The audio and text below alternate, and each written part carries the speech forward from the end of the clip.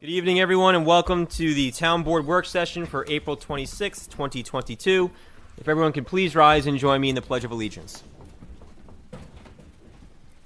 I pledge allegiance to the flag of the United States of America and to the republic for which it stands, one nation under God, indivisible, with liberty and justice for all.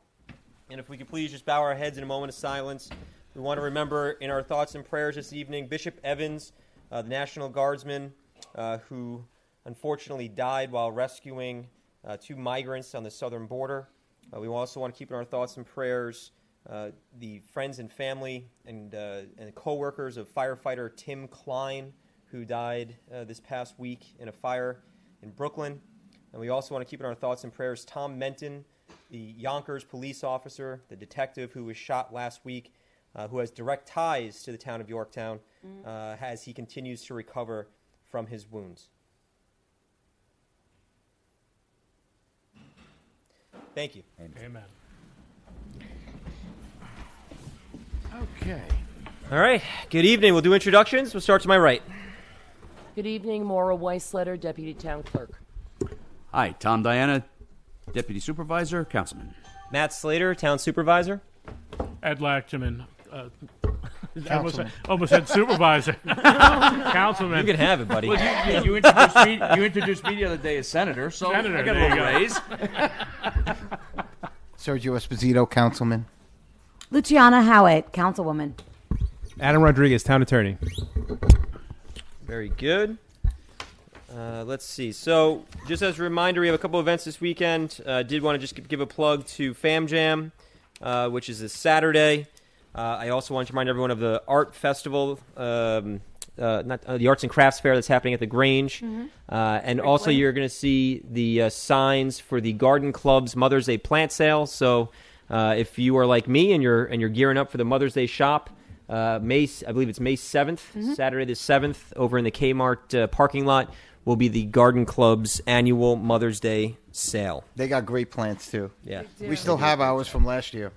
Mine It's are on the unbelievable. ground, yeah. The one very at, nice. you got Fam Jam. What was the second one? The Spring Fling. The Spring Fling Arts and Crafts Arts and Crafts at the Grange, right? at the Grange. We also... Friday we also have the Arbor Day.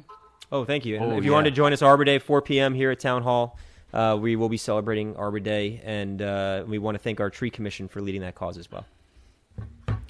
We have a packed schedule tonight, so we're going to start actually right on time. We're going to welcome NAMI Westchester Mental Health, NAMI of Westchester, to come talk about the Mental Health Awareness Month, as well as the event that they're going to be hosting over at the Jack DeVito Gazebo and Veterans Field. So we're going to welcome Eugene McGrath, the Yorktown resident. Eugene. Thank you, Supervisor Slater, board members, fellow Yorktowners. Thank you for the opportunity to speak to you tonight. This is now the third time that I've come before the town board as a member of NAMI Westchester Board of Directors to discuss Mental Health Awareness Month, which begins May 1st. In the past, Supervisor Slater, as well as past and present board members, have shown tremendous support for NAMI Westchester and the work we do to provide support and resources to the members of the Yorktown community who are dealing in some way with a mental health issue. And even though I have not yet asked, I am confident that your support will continue. And for that, I want to express my personal heartfelt thanks, as well as the gratitude of NAMI Westchester and all the members of the Yorktown community who we have had the privilege to serve. A recent New York Times article quotes Dr. Carol Weitzman, a spokeswoman for the American Academy of Pediatrics, as saying, "We need to shine the light brightly on the mental health needs of children, youth, and adolescents in this country, and we need to be advocating for better access to mental health care." The NAMI Westchester Board couldn't agree more. According to the Centers for Disease Control and Prevention, more than 7% of children ages 3 to 17 have diagnosed anxiety. Undoubtedly, many more are struggling with anxiety, but haven't yet received a formal diagnosis. A nationally representative household survey, for example, found that nearly 1 in 3 adolescents, or about 30%, meet the criteria for an anxiety disorder. And a study published by the Journal of the American Medical Association Pediatrics found that between 2016 and 2020, there were significant increases in diagnosed anxiety and depression among children, as well as decreases in the emotional well-being of caregivers. Yeah. The American Academy of Pediatrics recommends regular screening for suicide risk in children 12 and older. Suicide is the second leading cause of death among children ages 10 to 19. That's a startling fact. We worry about the risks associated with car and bike accidents, falls, diseases, and physical illnesses, and take precautions to reduce those risks, and rightly so. We need to do the same for the risks posed by untreated mental health problems. Raising awareness is a crucial first step. Suicide screenings can be as simple as answering a question or two asked by a healthcare provider. Dr. Weitzman explains that a lot of kids will keep suicidal thoughts to themselves, won't bring up the topic unless they're asked. So when you screen all kids 12 and over, it does help to create a safety net, that it's okay to talk about. Research shows that asking someone if they are thinking about suicide will not put the idea in their head or push them into action. In fact, asking someone directly, "Are you thinking about killing yourself?" may be the question to help save their life. Individuals in every demographic, whether it be age, ethnicity, race, gender, occupation, or any other category, are impacted by mental health. And that is one of the reasons why we need to ensure mental health care and support is available to everyone in our community. I'm asking the town board to permit us to hang ribbons throughout town, as we've done in past years, and to raise 2 banners in recognition of Mental Health Awareness Month, one at the John C. Hart Memorial Library and one at Town Hall, as visual reminders that mental health is something that affects everyone, that help is available right here in our community, and that the town board fully supports these efforts. Before I close, I want to express my sincere thanks to the Yorktown Police Department for creating a mental health registry to help prevent 911 call tragedies. This is a fantastic program with the potential for real positive results, benefiting both police officers and community members, the greatest of which will be saving lives. As I mentioned earlier, May is Mental Health Awareness Month, and each May, NAMI holds our annual fundraising event in hundreds of locations across the country. This year, NAMI Westchester is hosting an in-person event at Ridge Road Park in Hartsdale on Saturday, May 14th, beginning at 8:30 a.m. We would love for everyone to join us. You can also make tax-deductible donations to NAMI Walks, and if you need information, I can send that to you.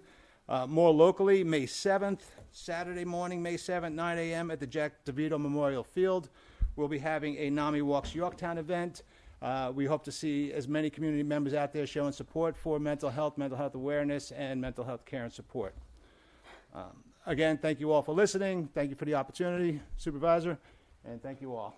Excellent, Eugene. Well said. Thank you. Thank you, Eugene. Awesome. Just Now, awesome. Now, Eugene, at the May 7th event, will you be accepting donations? We will be accepting donations, cash or check. Check's better. If you want to go online, we have the URLs printed out that we can give out. We can also give it out there. Whatever makes everybody comfortable. Well, I've worked with your group a few times Yes. and different things, and you do some wonderful work, so thank you. Thank you. I appreciate the support. Thank you, folks, for what you do. You have our help. Yep. Do your ribbons, do your banners, and let's get the message out there. Thank you. Eugene, and I want Luciana to chime in here. This is her specialty, but the impact on children is startling, and cyberbullying, I think, is a big part in those statistics, and it's something I think that we need to do more with and raise more awareness of, and offer more help for not just the kids but parents, and helping parents understand what to do if their kids are being bullied online. And you and I talked about this last week. And growing up, obviously when you were bullied at school, you got to go home and it was your safe haven. Right. It doesn't exist anymore. And it's 24/7. Exactly. So we hope to work with you on, maybe we can, I know that I've spoken with some of our school officials, I've spoken with our police department, our police chief, Alliance for Safe Kids, but maybe we can bring you into this conversation as well, because I think it's one that needs to be had on cyberbullying and the impact it's having here in our community, to raise awareness, again, not just for the kids, but for the parents, and also provides resources and services to the parents so they know what to do if you feel your child is being bullied in that manner. As of May 1st, I'm offering sessions for $1 for the entire month for parents to come in and learn different ways to approach your children when it comes to understanding what mental health looks like. Sometimes we fight anxiety with anxiety, and we don't realize that we're not regulating. This is something that's very close to my heart. I own a well center, and I'm a practitioner for somatic coaching. Okay. And what I do is I do both body work and and mental health work. So it's not just talk therapy. It's really learning what the vices are and how to navigate the house or how to use different tools. Well, that's what I don't mean to cut you off, but that's one of the problems with mental health these days. A lot of times the parents aren't aware of what's going on Right. with Yeah. the kids on Right. social media. Exactly. I agree. So if you guys need anything, I'm right across the street. Also, my office is at the Grace Building. Okay. So, but come get my information from Matt. I would love to help. Will do. I And think Matt, I think it's important not only to raise for awareness for a cause, but also to offer the community platforms and tools that we can not only support each other, but we could also point out. I mean, one of the things I think is a big deal around mental health is that we don't want to, when we see something, we don't want to say something because we don't shame anybody. But Well, that's one of my big pet projects Yeah. is to try to end the stigma of mental health. You know, if somebody has Absolutely. cancer, somebody has COVID, somebody has any physical illness, you know, they go to the doctor, they'll tell their friends, hey, I got this and I got this medication for it. Right. Comes to mental health, totally different story, and it shouldn't be that way. Yeah. It is a physical illness that's just makes people react in a different way than having a cold or having cancer. I had a client, and I just want to share this with you. Yesterday, and I've been seeing her for a while, and she has OCD. And one of the things she said to me, she goes, "Well, Luciana, I'm either going to learn how to beat it, or learn how to live with it in the best way I can." And I just felt, in my heart, I felt like, and that's where your journey begins, right? Like, and it didn't come from an adult saying it; it came from a teen saying it, and it's just like. And like an alcoholic, you know, recovery is realizing the problem and getting help for that problem and learning how to strategize and get through life with it. Yeah, and changing patterns and changing how we throw tantrums with our children as they throw tantrums, how to respond to it, how to bring them down to safety, how to make sure they don't harm themselves or anybody else in your home. So all of those are a tool set that I am incredibly passionate about. So And bringing resources to people, making sure that they know what's available to them right here in the community, in Westchester, in Yeah. Yorktown, and so on is key. So again, thank you all for support. Matt, I would be more than happy to serve in that regard. Thank you. Yeah, that's something that we're looking to put together before the end of the school we year. also want to piggyback and do some grievance work as well. We have a lot of people in the community who have lost Right. due to suicide and other mental illness, and they have siblings and they have parents, and they have nowhere to talk and nowhere to go. And Right. there's something about not working just with a therapist, but like working with your community, so that Yeah, there's a support memory groups of do a life. lot for Yeah. people. You know, it makes, you know, if I'm in a support group, I realize that there's other people exactly like me, and I'm not alone on an island. So I Yeah. think that's, So having that even for our children who have lost siblings and whatnot is something that I think is very important. yeah, I agree. Well, we appreciate you bringing Thank this to you. our community, being a great community partner, being a great community leader. And we'll be there on the 7th, Mm-hmm. and we're going to put those banners up. That'll be fantastic. And I think there's a lot here for us as a community to work on and be there for each other. And I appreciate your leadership again in being part of the conversation and leading the conversation. If you reach out to me, I could and send me some stuff that I could put on social media. I'll share it out for you. We could probably get drum a little excitement up for the event. All right, we're always Get 'em looking over for there on May sponsors, 7th. corporate sponsors. Oh, that's you know, great, Great. yeah. Anybody that wants to do it. We have Send me an alongside- email. We'll definitely can help you out, and especially in terms of sharing it out and getting it all over social media for you to all the people in Yorktown. Great. Yeah, I well, appreciate that. We'll put the May 7th on. Make sure the May 7th agenda is on the community calendar so that people who are looking for an event and I know it's going to be a busy.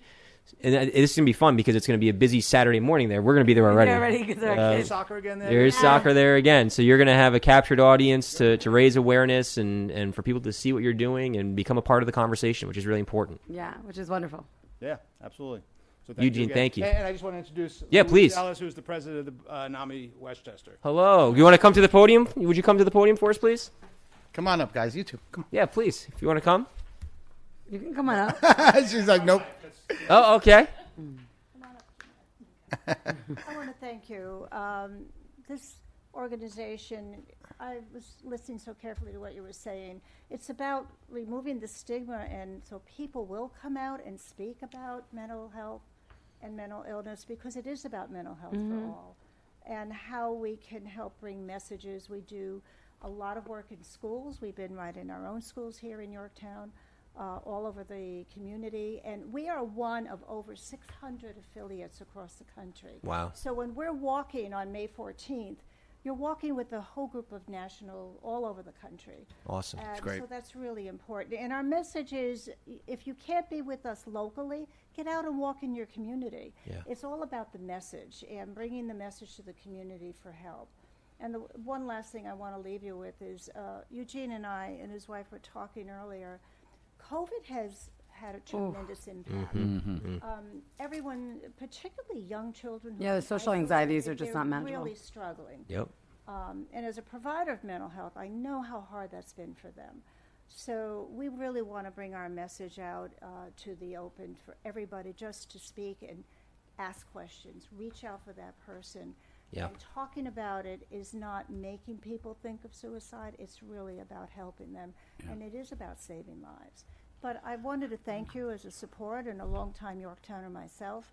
Thank you for everything, and we really appreciate your support. Absolutely. Our pleasure. And I'll tell you, our PD has just started a really unique program that folks, if they want to, and they know either a family member or themselves has a problem, it will go on a discrete file so that if there is a response to that particular home, apartment, or they're aware of it, and will be able to handle it better on a case-by-case basis rather than going into it blindly. And it's important that we spread this in different languages, different socioeconomical, settings. It needs to reach all humans. Like it needs to not be. It's not just our voice that can talk about it. I think also it's like exemplifying it. I mean, through improv and like dance therapy and art therapy and all these other forms of therapy, I do find there's like this idea of like it's okay to have the ideation and not have the actual effects. A lot of which I've seen in my practice is it's usually the mistake that takes a child's life, and it's important that we educate because the attempt sometimes they don't really want it to work, and it does. No, they're actually reaching out for help. Yeah, exactly. And how can we help them reach out and talking about it? And we've had wonderful young people in our school community all across this country now raising awareness locally. You have Ask here in Yorktown who's been in our schools. Yep. The police have been wonderful supporters, both here in the community and on a county level. We have 988 coming in, and the Westchester County Crisis Team, which is located right down at St. Vincent's. So if you know of anybody, we really want to spread the word. Reach out for help. It is there. Yeah. And you're not alone. So that families in particular, that is the real message of NAMI. This is a grassroots organization that began in '79 with a group of people in a kitchen and is grown to be the largest national grassroots organization. Wow. And it's about helping families because we know mental illness does not only affect the family member, it affects the whole family. Yeah. And that's our message. Absolutely. So thank you so much for your support. Well, We thank you wanted for your to- leadership. I wanted to support Eugene, who's been a fabulous thank you. board member. He's Thank been you. wonderful. He's been wonderful Yeah. to work Thanks so with. much. Thank We you so appreciate it. much. We look forward to seeing the ribbons, and we look forward to the 7th and the 14th. So Meet us on the street on Saturday. Saturday, you got it. And I'll contact you about the banner raising. Yep. Some of you may want to come out. We'll be there. Not a problem. Thank you so much. We appreciate it. Thank you. Okay, next, our next topic, we're going to invite Pat Caparella, our comptroller, to the podium. This is regarding ARPA, which I think there was a autocorrect. It's not AARPA. It's supposed to be ARPA. It's close enough, right? Good evening, Pat. How are you? Hi, Good, Pat. how are you? We are great. So, Some good news tonight. The information for the American Rescue Plan is now finally been posted on the town's website. Okay. So for anyone who wants to access this, just go to the town's website, go to the Your Government link, and then go to the bottom left for the American Rescue Plan. There you're going to find a summary of the allocation, the timeline, the steps the town had to take in order to qualify for the aid, as well as the steps that we still need to take in order to allocate the funding. We're asking residents for the town of Yorktown for their input on what they would like to see this funding spent on. So in the center of that page, the rescue plan page, under community outreach section, there's a link to the survey. And also, if you scroll down to the bottom of the page, you're going to find another link which says take the survey. Either one will bring you to the survey. Great. Survey is open now, and it's going to be open for the entire month of May. Correct. If a resident doesn't have access to the internet, all they need to do is contact the supervisor's office, or Maura, town clerk's office, and they'll assist them with completion of the survey. Now, based on the survey responses, the task force is going to meet in June, review all the categories that the residents have selected, and then detail the projects, which means we have to come up with a budget. Right. Okay, a timeline for each of them, all right, that fit all those categories, and then that list gets presented to you, the board. Great. Okay, and of course, that's all going to stay within the confines of the allocation that the town receives. Okay. And there you go. Very good. Can you remind everyone how much we are expecting to have in total? Altogether, 3.7 million. Very nice. The Okay, board so and the we've public got- know? 3.7? All right, so I have half. I'm expecting the next half this summer, probably June, July, August. Last summer, it came in 2 separate amounts. And that's all detailed on the website also. So, Pat, we could use some of this for the relining, and Absolutely. yeah, because you know, there, as Councilman Diana has pointed out quite a few times, there's a safety issue involved with that too. Absolutely. All right. So Well, I know that our water superintendent's here as well, because he's very interested in in ARPA and utilizing it for some of his needs. We have talked about the water relining project extensively. We know that it does qualify. By completing these steps. Once we it will want, qualify. correct, right. We did apply for the NIWEA grant through DEC. We thought we had a very strong application. Unfortunately, we were not awarded any money. We are waiting for an exit interview with the state agency. They'll provide a review of our application so we can strengthen it for the next round, which we're hearing is expected later this year because there's so much federal money coming through. So we do expect another application to go forward. But Kenny, why don't you come forward real quick? But I know that from the water relining, I know that there's two priorities for the water department, water relining and water meters, correct, Ken? That's correct. And the water relining, we had identified 4 roads: Strawberry, Hanover, Front, and Underhill. That's correct. So we went back out. We went out on a base bid for the cement relining, and then we bid alternates as well for Front and Underhill. Thank you. I'm helping. Okay, I'm trying to fumble through I the got my papers cheat here sheet. too. You're a helper, Pat. So just to back up a little bit, with the survey that's on the website online, I would strongly encourage the residents and the board to use some of these dollars to invest in the infrastructure.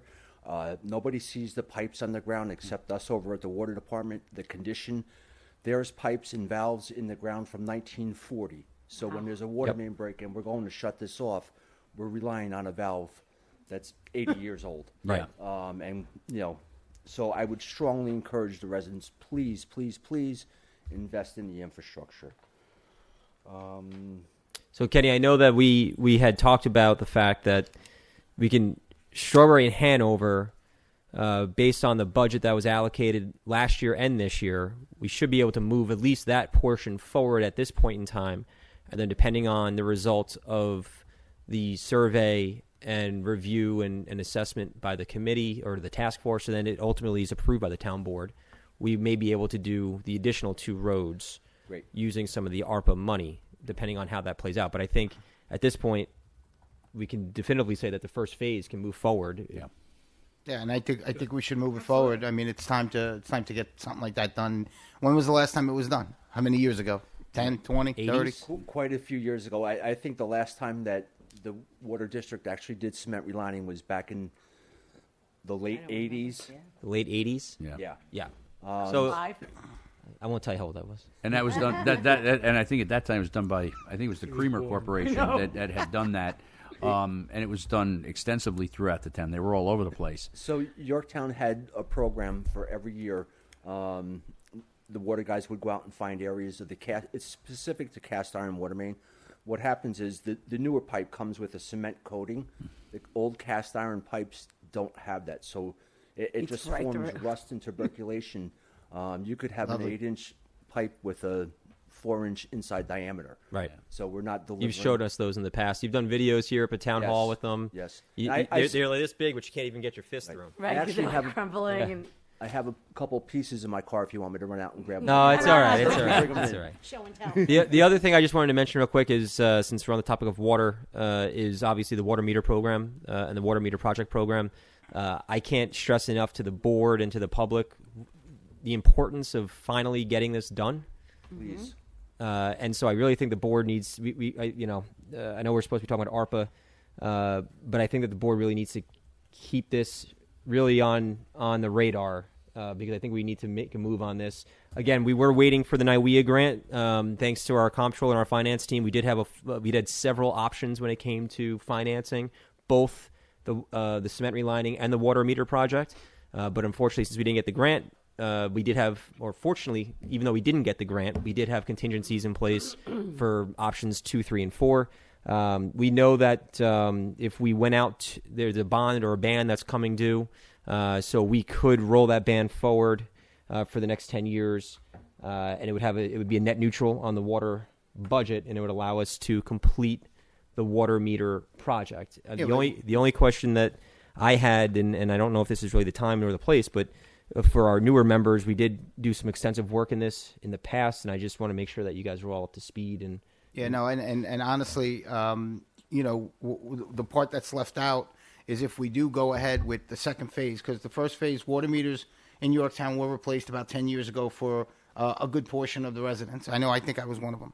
And what we're missing here is the fact that if we do the second phase, the rest of the residents, the money that we'll probably recoup in water loss, needs to be, well, it's going to be significant, but it needs to be factored in to how we move forward with it. Right. So, and I think it's time to move forward with it because from some of the presentations that I've seen, the projection is that there would be a significant boost in revenue because you're recouping the lost water. well, Kenny, you can speak to that. Right? Right. Susan, so you agree? Susan yes. agrees. Must be I right agree there. to some point. Must be right. and she's smiling. She's cheering too. So I think it was we have 10,000 water meters throughout the district. I think it started back in 2012-ish area. They started out a pilot program to do this certain section, 2,500 meters, to see how it went. There were some issues. We learned through those issues to move forward. So right now I think we've installed about 4,500. There's about 4,800 remaining meters that are out there that need to be replaced. And once this system is built out the way it's intended to do, there's so many different technology options that are available for the residents, setting alarms.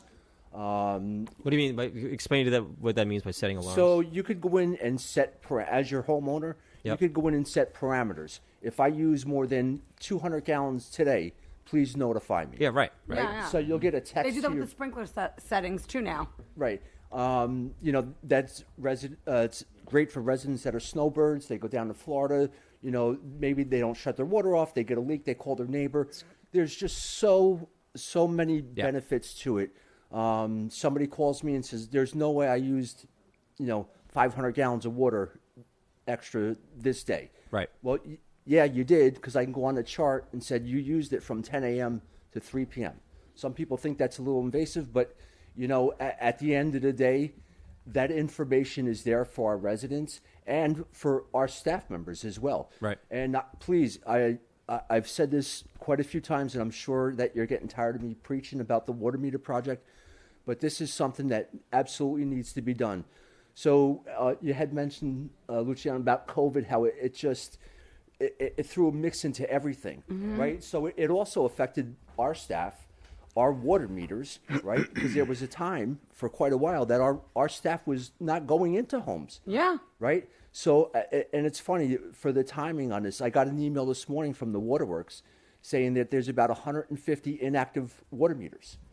So the thing of it is we didn't quite get bids, but I got quotes on what it would be to replace. Mm-hmm. So, and being that we're buying such a high volume, there's much more of a discount. So I'm stuck between a rock and a hard place.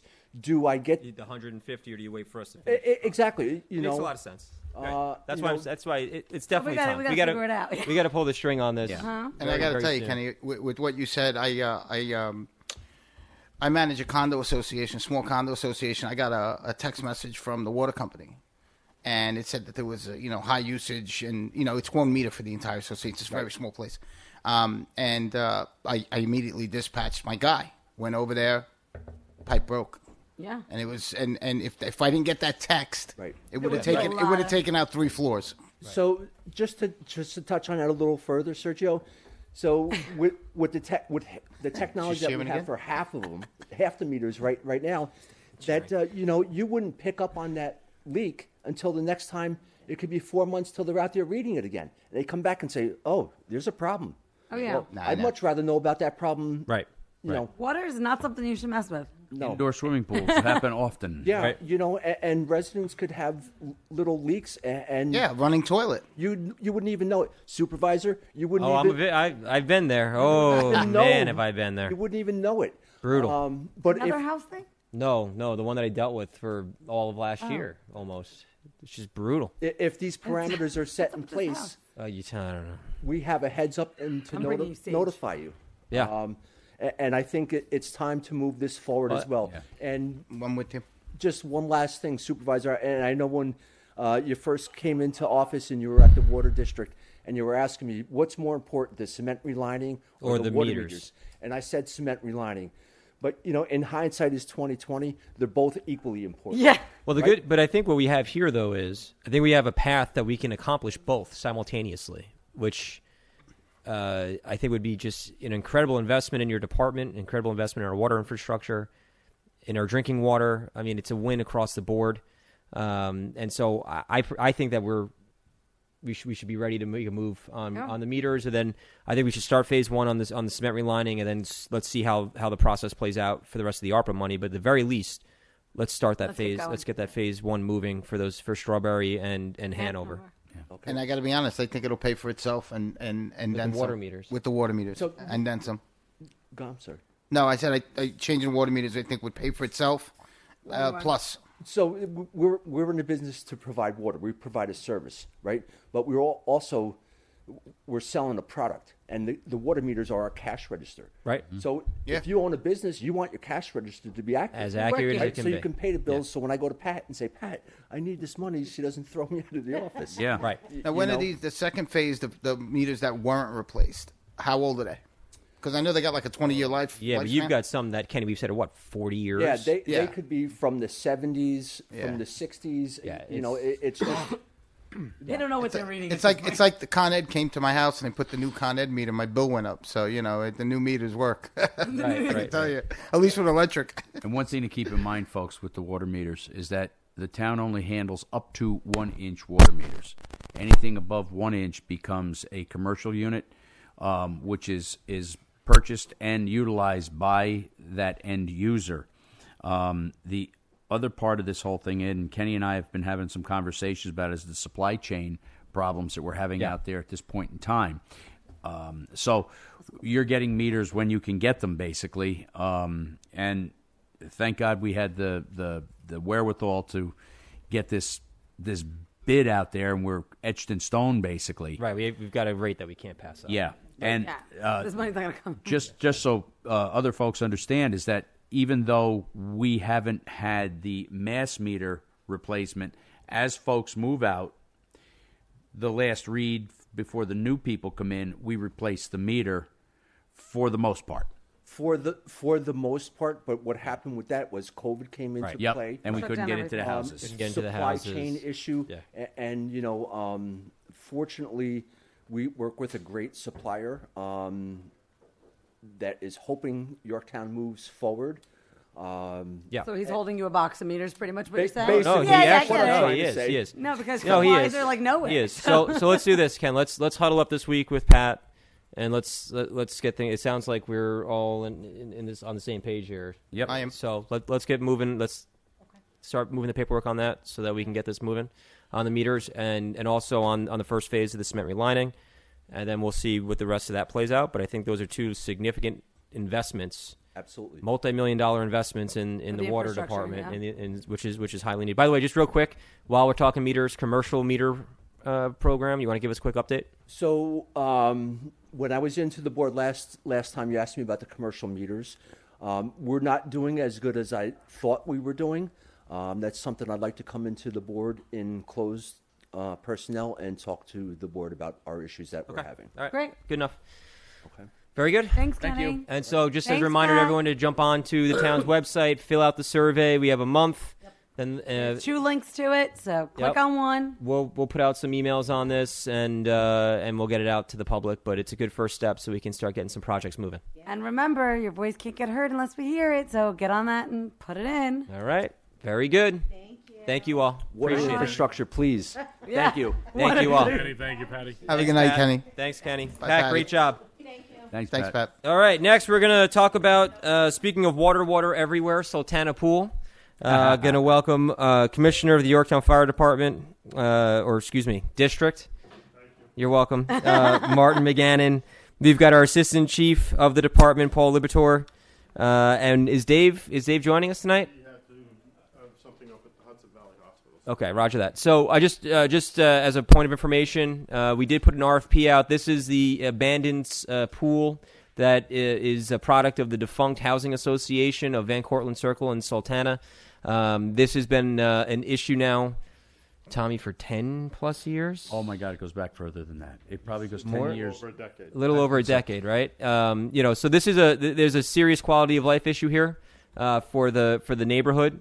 There's a significant safety issue here. Yeah. If for those who may know where this is, I don't want to divulge too much because I don't want to invite any unwanted guests there. But it's definitely something that we need to tackle, and so the town board did put an RFP out. I want to thank our town attorney for working on that, and we get the RFP out. We did get one response to that RFP. That one response was the Yorktown Fire District, and so we are here tonight with representation from the Fire District to discuss the proposal and bring it to the board. Thank you very much, Supervisor and members of the town board. Before I get started, my name is Martin McGannon. I'm a 36-year member of the Fire District and a commissioner for the past 10 years. With me, I have Assistant Chief Paul Libatori, who is going to do a little dossier on the dive team so you have an understanding of what we're looking for before I go into the full step. Perfect. Hi, good evening. The dive team is comprised of mostly residents of Yorktown that dedicate countless hours in training, response. The dive team over the years has grown from a little pickup truck to a smaller trailer. Now we have a actual dive vehicle, a few boats which are funded through grants and whatnot, and the commissioner will get into that. But we've basically grown and constantly looking for training sites, opportunities, things we can take advantage of. COVID was a big thing because we didn't have access to the schools for the last few years. Getting into the pools, we do a lot of our training in the pools where we can see. As we all know, the lakes and all the waters we respond to around here are not so clear as a pool. So we do what we can when we can see. And then when we go out for our responses, it is what it is. But we kind of get a good idea of what we're doing. Our team has grown in responses anywhere from Yonkers to Rockland to Putnam to the Connecticut line. So we have a big response area that we are primary divers for that area. And we're comprised of about 13 plus divers, 20 plus surface water rescue technicians, which operate off the boats, don't go under the water, but still, do what they have to do in the water. Just in Ida, we had sent a team down to Mamaroneck and rescued 50-something people out of the ceiling of a gas station, which was, intense. How do you train for that? Right. So we're looking for this facility to kind of get our feet in the ground and say, all right, this is our training site. We can create different scenarios in the pool and do different kinds of training and use our equipment and not be limited to the school schedule or access to a building if we have our own building. Strictly just for fire department use, for our department, and to really get out there and, continue our classes, do in-house training, and really get good at our craft. So that's kind of what we're looking for. I think honestly, Paul's being a bit modest. Humble. Thank you on just how important this dive team is. How many dive teams are there in Westchester Putnam? Westchester Putnam, not that many, probably 2, 3. Two or three. Yeah. And you and your team. Well, somebody said we're at a meeting. And someone said something about a regional team, and there's no regional. We are the regional team. That's what I was getting. Yeah. There's no other teams. Basically, it's we got called down to Yonkers for a car in the water a few weeks ago. So if there's no one around. Basically, if there's a water emergency, yes, you're getting called. Doesn't matter the time, the weather. We've done ice rescue. We've done ice diving. Yep. We've been out to the Hudson. We've been to the Bear Mountain Bridge a few times, sometimes twice in a night. And these aren't quick calls. These are 3-4 hour deployments, right? Where you're not home. You just. I was up at the Kent Fire Department over the weekend, and they were singing your praises because whenever there's an issue up there in one of their lakes, I ask them who do they call, and it's these guys. So I think that they are very modest in their value, not just to our community, but to the entire region. Mm-hmm. They are the guys. They are the regional dive team for Westchester, Putnam. Yeah. Also recognized by New York State as a team that's able to respond statewide if needed.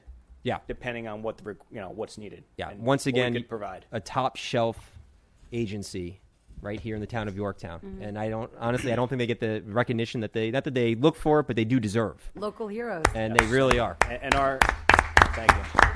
And our divers are not just divers; they are also firefighters. Yes. So you go from a blaze to the water, fire to in the water. So it happened. So just full disclosure, I am a member of the Engine Company Number 1. I just want everybody to know that.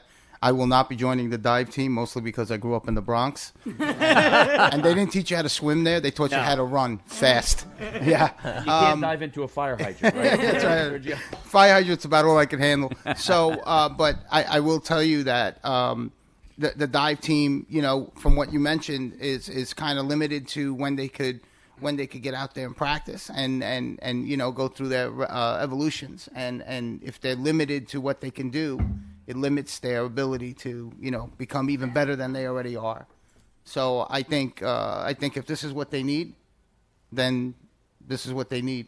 And if it's going to make them better for not just the Yorktown community, but everybody around us and the entire region, I don't see a difficult decision here. Well, why don't we let Commissioner Gannon present the proposal so that everyone knows what we're talking about. To start off, first, thank you very much. Thank you, Paul. Thank you very much. Thank you for your service. Just so that everybody understands, the dive team, along with some of the members of the Board of Fire Commissioners, went out with the help of former Senator Murphy, current Senator, and Assemblyman Burns, hundreds of thousands. So it's not just Yorktown taxpayers' money that's providing a lot of the service. So that's why it's regional. It's money's coming from all over the state of New York. Mm-hmm. All right, it's not, we're the guardians of the tax dollar here and the fire district. So it's not something we want to spend all of it on that. With that said, the proposal is to provide, first of all, clean the site up. Mm-hmm. Mm-hmm. It's an absolute disaster. I think the neighborhood would be much happier after we get in there and just cleaning it. Right. Down the road, depending on how the board goes about taking ownership of the property, we would actually budget it to secure the place with a building, enclosing the pool. So you're going to put a building over the steel pool? Butler building. It is not going to be set up for recreation. It's not going to be chlorinated water. It's just going to have circulated water, which was a requirement for any mosquitoes and stuff like that. So it would be utilized strictly for the dive team. Okay. Why wouldn't it have chlorine water? Oh, first of all, the Or dive salt suits, water. and you can speak for that. It's not good for the suits. The chemicals and everything eats away at the Yeah, equipment we use, and so Like it could fresh water corrode is it. better. Yeah. Okay. Most of all our diving's in fresh water. Mostly the Hudson. Who knows what's in there? But Yeah, I don't know if you want to call it fresh. I don't know if there's any salt. No, my husband's a triathlete, and every time he gets out of that water, I'm like, you don't kiss me today. 'Cause, So the idea of chlorination and having it open for any kind of public use. No, that wouldn't be. Right. Out of the question. And then you don't 'cause have we to vent it either as much. Exactly. We Yeah. don't have to vent it. We don't have to have the room. There's buildings that can handle it with no issues without the chlorination and the oxidation products. So that would be first phase would be cleaning it up. Second phase would be securing it fence-wise and stuff. And then down the road, once we know where we stand with you guys owning the property and, whether you give it to us or how we work it, but we're not looking to offset that. I will tell you right now. Well aware. And just to be trying clear, to what the commissioner's saying is there's back taxes that are owed to the town. But right now, again, and Mr. Rodriguez can speak to this, I think, a bit more clear than I can. But currently, again, the housing association is defunct. No one's been paying taxes in, do you recall how long? A decade at least. And so that's been part of the struggle with this particular issue is it's technically private property that is not owned by the town, but yet it's falling to the town from a responsibility standpoint because of the public safety issues that it poses. So I just wanted to make sure that we were clear on that. Yep. So I understand that. Is it a concrete pool? Would you It's a steel pool. It's a steel pool. It actually has a high water level, so there's water in the area. Right, so it doesn't have a leak. And it's a steel pool with a It's liner? actually not on the lake. No, it doesn't have a leak. I'm saying it's holding water. Oh, it's got water in it now. And it has a liner in the steel bed? No. It's all steel. It's just all steel. Steel epoxy. Steel coating. and frogs. That's what it's got. It's Steel and frogs. No, and then they can. Yeah. A lot of frogs. And they Lot of painted frogs. it? Excuse me? And it was painted, you said? It was epoxied? Yeah. So the first thing would be cleaning it up and securing it, like I said.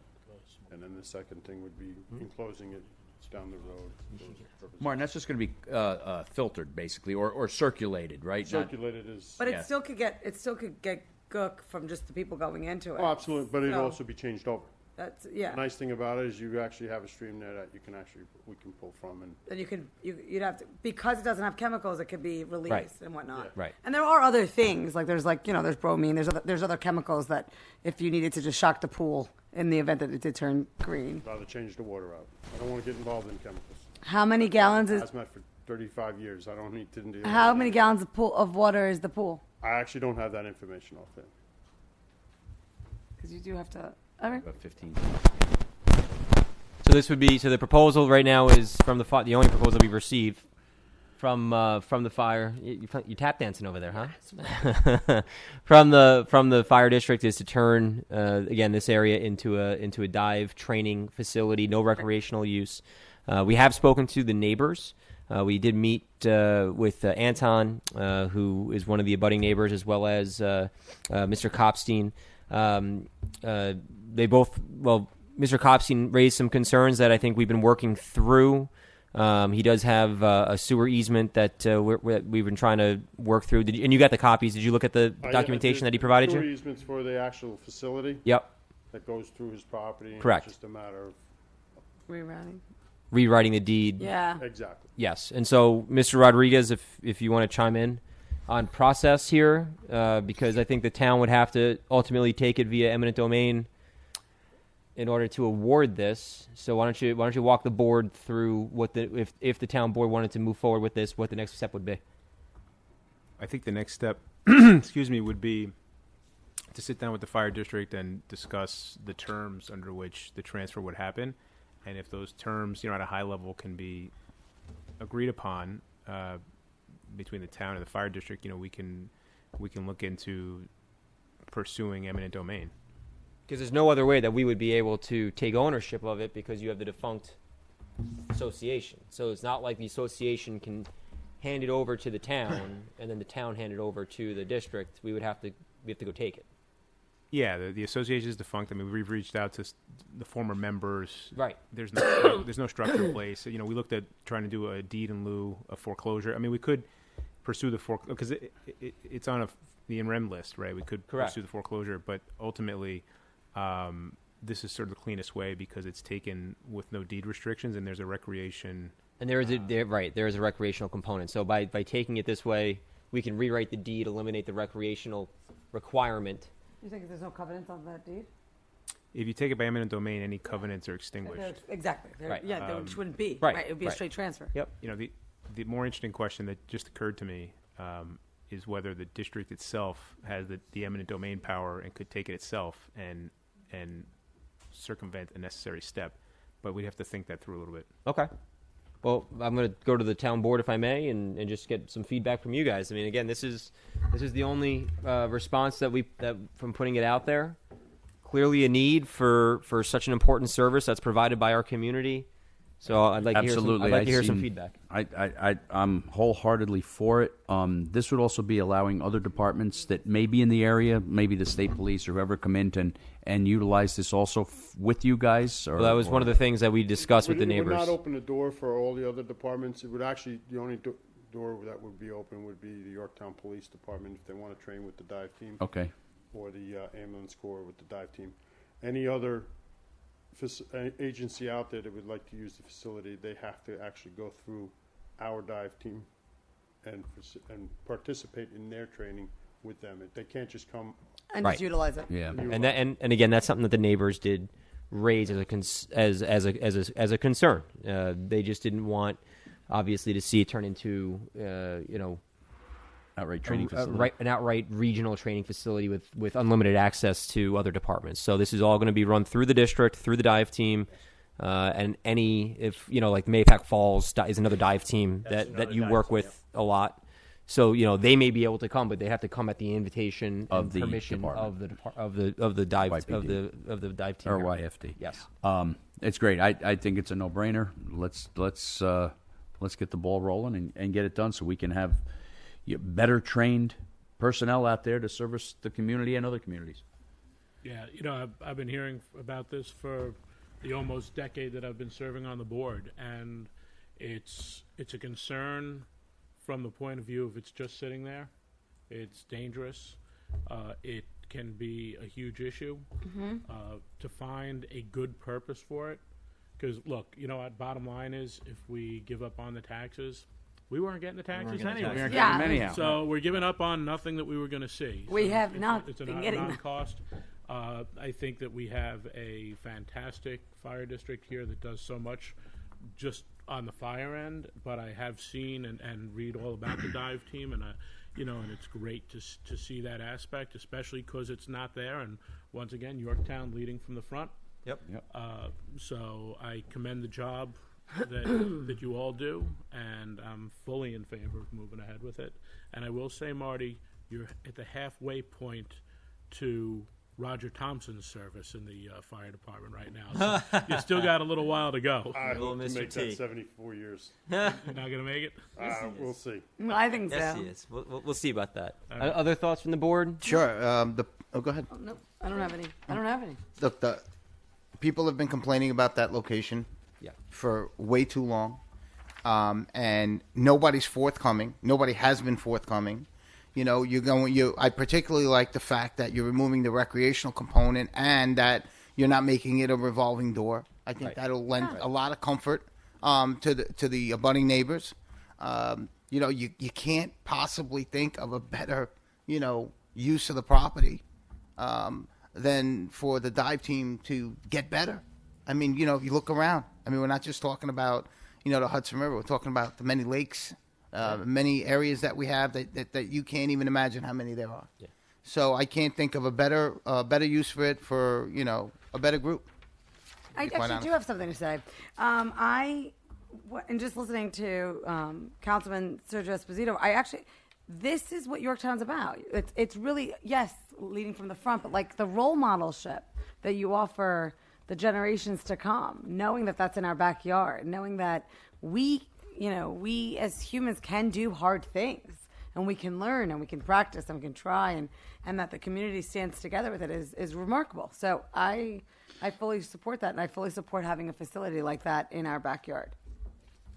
So I just wanted to, just for the record, voice once again, because we did receive a text message from Mr. Copstein, who couldn't be here, but that which we've addressed. No recreational use. We do need to deal with. Let's see. Down the road, we talked about a possible storage area for the trailer or the truck. So we're far off. We're far off from that. Yeah, I know we are. I just those are just. I just wanted for the record for the board to know these are things that we talked about with Mr. Kopstein, that we talked about with both of you, representatives of the district. I agree. I think we're far from that point, but I just want to make sure that they are noted and that those are things that we're going to work through with Mr. Kopstein and the other neighbors in the Just in the so neighborhood. if you all understand, you have a divider in there, which is the stream, broken creek, whatever you choose to call it, man-made, whatever. But the parking lot section of the property is what he's referring to as far as putting a parking garage for a piece of apparatus. Right. Can I say that's happening today? No. Can I say maybe down the road? Yeah, it might. But we're not talking today, tomorrow. We're talking quite some time. And we'll work with Mr. Kopstein on the details of that when we get to that point. I spoke with him today. He's all in favor of this, as is Anton, who are the properties that abut that particular piece of property, and they're both retired law enforcement, so they know the value of it, right. and they feel very strongly about making it go forward. Like I said, the first thing would be actually cleaning it up. It's not Yeah, gonna be a seeing cheap, what you got, right? Cleaning up and securing.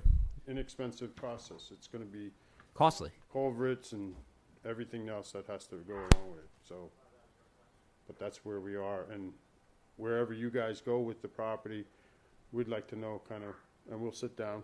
Yeah. And discuss. Well, I think it's clear the board. Budgetary reasons we have to look at it. Yeah, of course. I think it's clear the board supports the concept. So I think we should sit down again with Mr. Rodriguez and just start hashing out those the details the way that you described, and we'll figure out whether or not the district, as Mr. Rodriguez has just pointed out, may be able to take it themselves. We'll explore that, but I think we want to move forward to the next phase of the process. And if I could just give you a little advice, you might want to pop the release valve in the main drain or drill some holes in the steel bottom, because if there is running water, like natural flow of water beds underneath the pool, and you empty it to clean it out, it will pop. Now there's a sump. There's a sump. This sump. Mr. Coxine says informed us how Underneath the pool?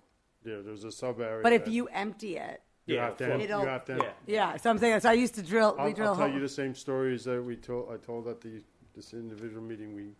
We got called years and years ago to down off of 100 a mission down off there. If you're familiar with it, they have a pool that sits alongside the pond. Yeah, the caretaker, good friends. We were all friends and stuff. He says he drained the water and it kind of floated out into the pond. Yeah.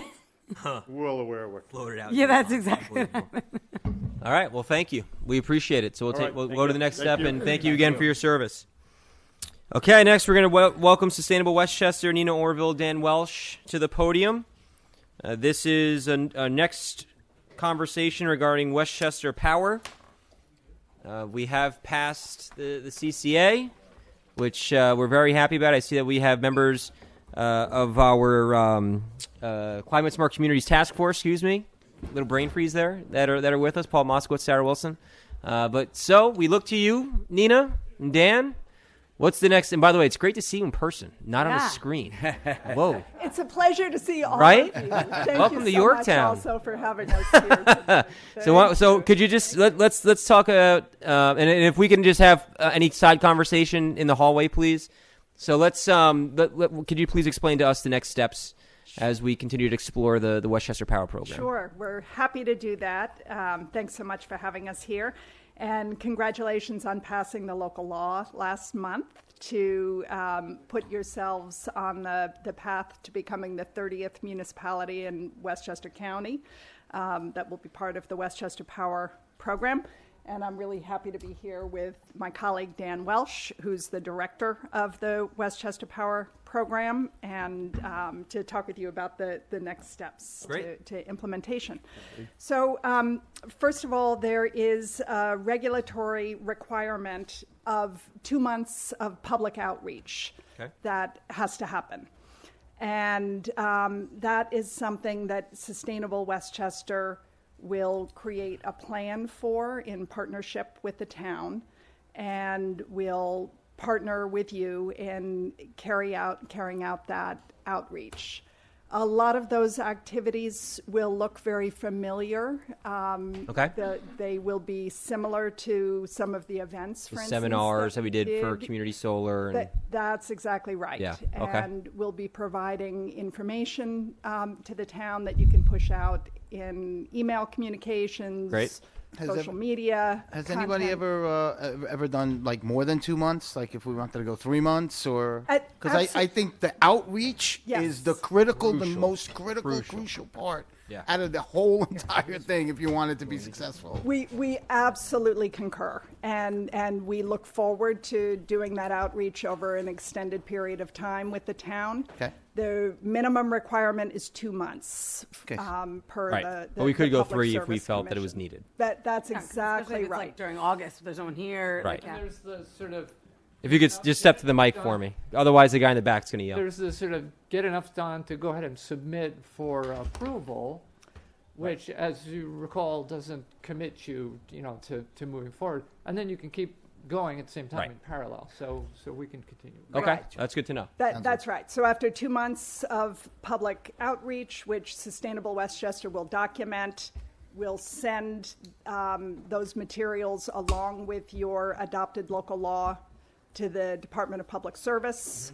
They'll review all of that, make sure it's compliant, which Yeah. it will be, and then you'll be approved to move forward. Now, Excuse me 1 second. Officer, could you close the door back there? There's a side conversation going on out there. I saw Thank that the town of Cortland, I think they were doing a survey. Is that in conjunction with you, or is that separate? No, they initiated that survey on their own. On their but own? in Okay. kind of in preparation, I think we do have a visit to them scheduled for May 20 something. Okay. But yeah, we were kind of surprised. I didn't know if that was part of the plan, so I wasn't sure if that was part of the outreach package that. Getting everybody warmed up, I guess. All right, no problem. No problem. That's right. So after all that outreach occurs and the Department of Public Service approves the town joining the program, then the next phase relates to entering into an agreement with energy suppliers who, as part of the Westchester Power Program. And Yorktown is somewhat unusual in that the town spans I like unique, not unusual. We're very unique. unique, special. We're yes, unique, right? Yes. That's right. Part of the town, as you know, is in Con Ed service territory, and part of the town is in NYSEG service territory, and the contracts with the electricity supplier relate to the municipality and to the utility service area. So Bedford's the other one that's like us. Yeah, Bedford Bedford's is also divided up. Yeah. exactly like How you did they in do it? that Because respect. they're a member, right? They are a member. They've been a member since the beginning. Yep. And it simply means they're two different contracts that relate to the town. Right, I So gotcha. one contract for people who live in Con Ed Ed and service one for territory, NYSEG. and Oh, one. just like there would be So one I for gotta- sewer and one for subject. Until we get to Yeah. I got a question for you because I did receive an email from a constituent. I guess I'll just read it for you, right? Sure. It says there was an article on April 7th, Yorktown News, titled "The Town Looks to Stabilize Volatile Electric Bills." It mentions that residents would be automatically enrolled into whatever plan the town elects. He says he's a NYSEG customer who locked in his supply charges for 3 years with Direct Energy at whatever the amount was. 6 cents And per and he kilowatt. said and he said he doesn't want his plan to change without his permission. And if we automatically opt him in, then he's automatically opted out of his plan, and then he won't be able to get his current rate. So Yeah. how would we mitigate something like that? So I understand that concern, and the good news is anybody who has selected a different energy supplier other than their utility remains with that So selection. he wouldn't be impacted. Right, So we because didn't he know that. already, that's beautiful. Right. Correct. Even if having Con Ed or NYSEG as their delivery. Right, Correct. but they have a plan with Correct. somebody else. He has a plan Everything would with remain just as it is for those So individuals that who have individual already. wouldn't be impacted. Right. Now we would won't he even be- get their data. Would they be actually. able to opt in? They would need to look at what the agreement is To get out of with that their agreement. exactly, and we always counsel people, make sure you understand if there are Charges or- Charges, we want to make sure people take a Mm-hmm. close look at that, but they're always welcome to join the So as Westchester part Bar. of your public outreach, is it possible that that listing of people who you say you wouldn't get their information? Correct. So would I be able to type in and see if I am on that list or not? They wouldn't know. Well, no. So I would know if I'm not. If I know I'm on the list, then I'd know I'd be affected because they get a listing. So is it possible for someone to check and see if they are on the list? So the process would be after we submit the documents to the Department of Public Service, they give us approval, we can then, and then there's a contract put in place. We can then go to the utility and say, okay, give us the eligible customer list. So at that point, we load it up in our system. There's an opt-out date, but people can call us at that point And check. and Correct. check, right? Am I in Right, it? so- And they would not be in it. If on their bill they're paying somebody else for power, then they won't be in it. Or if they had a block. In on a their perfect world, yeah, and that's how it's supposed to work. But always plan for contingency. Yes. So that- just, I'm sorry. So just to be clear, if I'm getting my delivery from Con Ed or NYSEG in Yorktown, and I'm getting my electricity from Con Ed or NYSEG in Yorktown, I would be opted in. But if I'm getting my delivery from Con Ed or NYSEG in Yorktown, and I'm getting my electricity from some other place, I would not automatically be opted in. I just want to be clear, so this way, if they're watching, they. Yes. Okay. Thank you. That's exactly correct. Thank you very much. So when this queues in, people would either have to opt in or would have to opt out and stay with their original provider. Otherwise, you're automatically opted in. You're automatically opted in. It's up to them to opt out. Right. if they have Con Ed. And now, how do this is for the people out there that maybe didn't tune in the last time. Sure. How do they know when they're opted in? Okay, or when their start date is. They'll receive communication from Sustainable Westchester, providing all the details regarding the program. Okay. And when the program will start for them. And we'll be communicating in partnership with the town to everybody regarding the rollout of the program in the town. Yeah. And they'll get anything the else? automated switch letter from the utility as well. So that's, anytime you change providers, the utility has an automated system, which some days before that switch occurs, you get this this is your last chance. If you didn't actually initiate this or don't want to do it, you contact us, and the utility can also opt them out. So they get that 30-day opt-out period, the letter at the start of that, and then they get this last notice from the utility, hey, we're about to switch you, and then they would go in on their meter read date. And that utility, that letter will show them, or that correspondence will show them, okay, this is what you're going to be charged as basically, I'm just going to use the term flat rate throughout, level rate. And this is what you're being charged now, either here or there, wherever it might be. The opt-out letter will have all that detail. The switch letter from the utility just says you're being switched to, whatever the name of the supplier is. Mm-hmm. Okay. And then it's important to note, of course, that anybody can opt out at any point during the life of the program or switch into the program. Right, we had that They discussion, and we may fall in the middle of a billing cycle, so it may be the following month or something of that Correct. nature. But yeah. Correct, yeah. Can you just, once again, just one more time, just restate for the board and the public the benefits of the Westchester Power Program, just in case they may not have caught one of the presentations that we may have already done. So the program really serves as kind of in a sense, a way for you to participate in the market and obtain these kind of stable fixed rates, get access to renewable energy in a way that doesn't force you to go out into the ESCO world and try to wrestle with what's going on out there, which has not been a positive experience for everybody. Some people do very well because they're very, they treat it like day trading. They're out there checking it all out.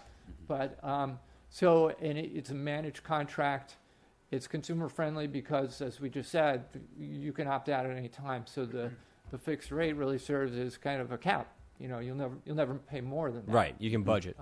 And you have, you know, transparency onto that. So that's what we saw especially with our seniors who got hit with the Con Ed bills in January because they saw the high spikes. I still hear from NYSEG customers who are seeing high spikes on their bills. So there's a financial benefit, there's an environmental benefit, and really it's also just the buying power as a community of getting the contract at that fixed rate. Peace of mind.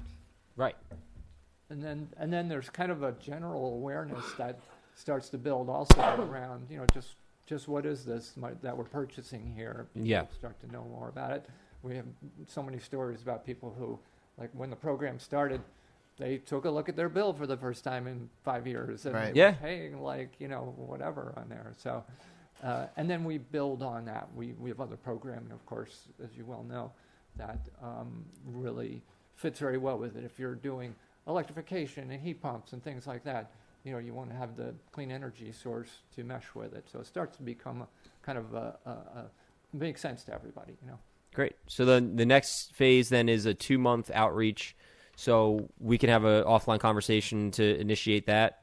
Correct. Right? Correct. We recommend planning an initial event soon. Sure. Just to get the clock ticking, and then we'll map out a whole 2-month plan with you. Town board feedback? What happens after 2 months we decide that we're getting negative feedback and people aren't really looking to move forward? I know what your answer is. I'm just trying to get it out there on TV. No, that's good to make that clear. So that would be, then we would always be able to not move to the following step. That's correct.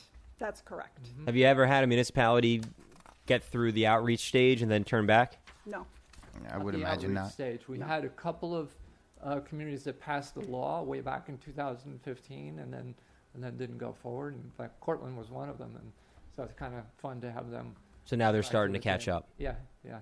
Okay. We had Tuckahoe, I think, also didn't, but they joined us 2 years ago, or the beginning of last year. And I may have missed this, but so moving from this point forward, we planned the initial event, let's say, for May 1st. I don't know. All right? Sure. Just hypothetically. Yeah. So from May 1st to us opting in with the minimal outreach of 2 months and whatever else has to happen, what are we looking at in time? I think we had said 6 months, right? I think it's a 6-month period.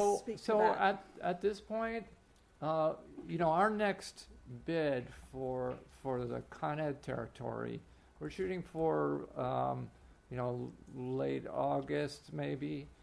So we could just about catch that. Okay. Now, so we'd that would recommend be the goal. to you know, move right ahead on the outreach, and we want to, you know, make sure that it's effective and that we're compliant. So we're ready, you know, to get going on it. We could even do we do these sort of like casual drop-in Zoom sessions. We could do one Friday at noon just for people who are watching this, you know, and catch this now, and you know, we could get you a Zoom link tomorrow that you could put out. Say, by the way, we're starting off, you know, looking at this, and you'll have your first chance to ask some questions on Friday.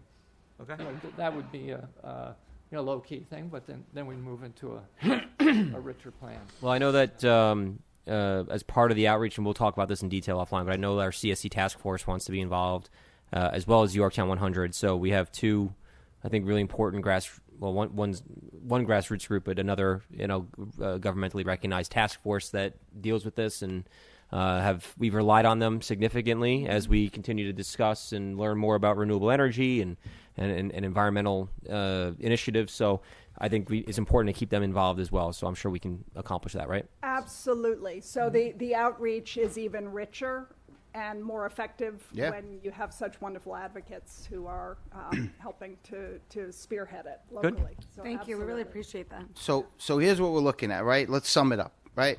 What if we were to opt in, you would still stay with your electric company. You would still receive your bill from Con Ed or NYSEG.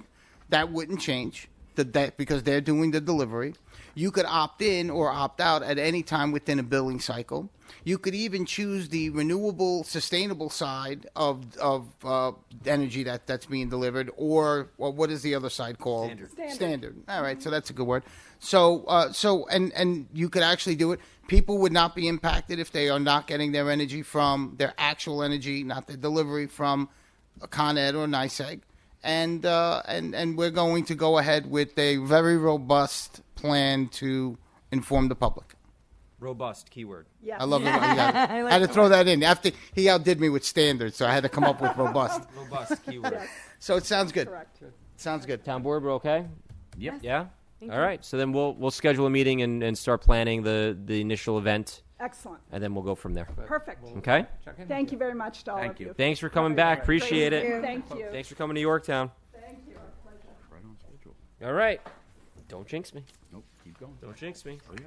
All right. We're going to welcome Homeland Towers. Homeland Towers. Got Rob Godioso, Klaus Swimmer, and this is a proposal. Now, I think it's important that we just acknowledge the fact that this is your second proposal, first being on Granite Springs Road. This is your second at Hill Boulevard. Actually, our third, because we did Quinlan a couple years back. Couple years back. Successfully. So the Right. one on Granite Springs we're still working on. We haven't fully submitted the full package to you because we're still trying to iron out the details, make sure everything's perfect. This one we did previously propose and introduce, and now we've submitted the full package. The code requires that these facilities go on town property. We've been able to identify a piece of town property that we think is ideal. It covers the gap. I think your own consultant, Cityscape, did an inventory and a survey, and I think it confirmed what we knew and our clients, Verizon and AT&T, knew. It's a good property aesthetically because it's next to the Con Ed towers, but it is parkland. It does have constraints related to wetlands. All of those items we're dealing with like we normally do, but we have to go through the process, I think, really in a very step-by-step fashion. We've been to the CAC. We've been to the planning board last night. Their big comment was, when can we get the better service? We also need a DEC permit. We also need a town wetland permit. So there's a lot of, I think, steps in the process that we're willing to take. I mean, we do this all the time. This is what we do. This is a hard project, but one that I think is worthy because it's a good location. It's a needed site. It's on town property, and it has a lot of ancillary That was easy for you to benefits. say. Whew, my mouth is still dry from being at the planning board meeting so late last night. So we'd be happy to answer any questions tonight about the project, but I think procedurally what we had in mind is we need to get the home rule request sent out. Hopefully, if that gets approved at your full meeting next week, if we could make it on the legislature's agenda by June, it's tight, but I think it's worth the shot because otherwise we lose a lot of time. That land hasn't been alienated yet because it's No. parkland. So that's another step. And I know that they have a short window or small window at this point, right, Matt? Well, I think it's actually shorter than June. I think they're done in May. I've heard May, I've heard June. I'm not 100% sure. May. If the request went, if you issued the request next week, there's a chance it could happen. There's a chance. We'll check with our state legislators. If it doesn't happen, it doesn't happen. I mean, Right, right. right. Look, we took our time putting together the package. No, that we no, gave you yeah, of course. because we wanted to do it right. Yep. And we still have work to do. Right. We still have things. Once and if it's alienated, we still also need to do the secret process. And the other thing we'd ask is that you start that process and coordinate it with the DEC because we want to make sure we get the DEC's input. Right, of course. And we want to make sure we do that right. And then if I just had a couple of questions real Sure. quickly. Do we know, because I got an email from the president of the High Metal Condo Association, which is on Hill Boulevard. Do we know the dimensions of the antenna yet? So we don't because we haven't signed up the carriers, but generally they're about 4 or 5 feet tall, and generally they're about a foot wide. But the tower itself? But the tower itself is 130 feet. 130 feet. Now, do we know, is it going to be, because we saw these with the master plan that was done with Cityscape, right? The different types of towers. So we've looked at it. the dominant feature in that area are the lattice-style Con Ed towers. Mm-hmm. And on one hand, we thought about how would the lattice tower fit in with those other lattice towers. The problem is the site's very constrained. Mhm. We're working with a lot of constraints on that site.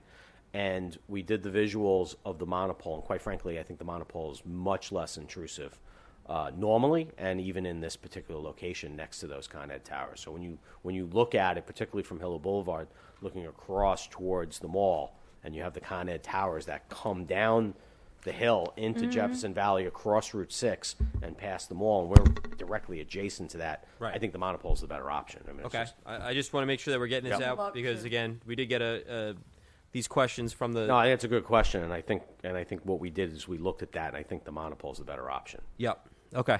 I think the other questions we can answer ourselves for Mr. Mills, but I did want to just get some of those questions out to you while you're here.